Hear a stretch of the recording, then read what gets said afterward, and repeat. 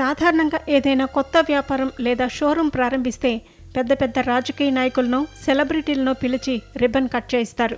కానీ నంద్యాల జిల్లా పాణ్యం మండలంలో ఓ వస్త్ర వ్యాపారి మాత్రం అందరినీ ఆశ్చర్యపరిచేలా ఓ వినూత్న నిర్ణయం తీసుకున్నారు.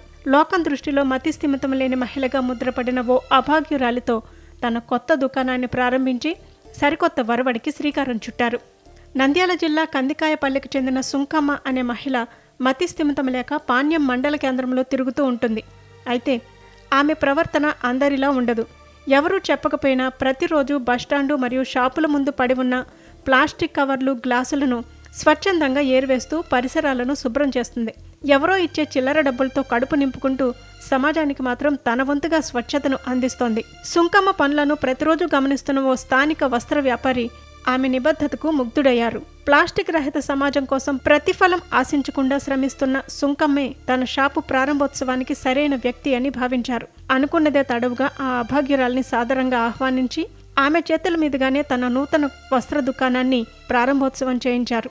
రాజకీయ హంగామాలు లేవు, ఆర్భాటాలు లేవు. కేవలం మానవత్వం మరియు పర్యావరణ స్పృహ మాత్రమే అక్కడ కనిపించాయి. ఈ అరుదైన దృశ్యాన్ని చూసిన స్థానికులు సదరు వ్యాపారి గొప్ప మనసును అభినందిస్తున్నారు. అందరూ పిచ్చిది అని వెటకారం చేస్తున్నా ఆమె చేస్తున్న పనిని గుర్తించి గౌరవించడం అద్భుతం అంటూ నెటిజన్లు ప్రశంసల వర్షం కురిపిస్తున్నారు. ప్రస్తుతం ఉమ్మడి కర్నూలు జిల్లాలో ఈ ఘటన హాట్ టాపిక్గా మారింది.